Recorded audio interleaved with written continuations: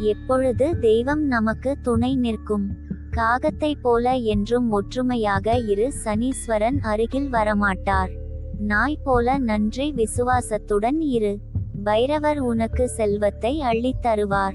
ஆந்தையை போல தீமையிடம் பாதுகாப்பாக விழித்திரு. லட்சுமி வீட்டில் வாசம் செய்வாள்.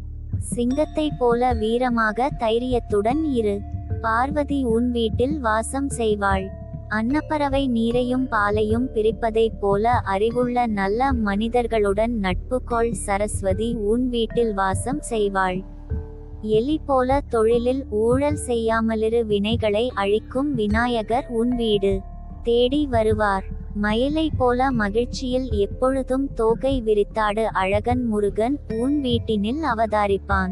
உன் மனம் உலக பிரச்சனைகளை கடந்து வானத்தில் கருடனைப் போல பறக்கட்டும். அப்பொழுது கண்ணன் வருவான் அகத்திற்கு. தீமை எல்லாவற்றிற்கும் அஞ்சாத காளையாய் எதிர்த்து நில். உலகை படைத்த ஜோதியான தந்தை ஈசனே வருவார் உன் வாழ்வினில் என்றும் துணை நிற்பதற்கு. ஓம் நமசிவாய.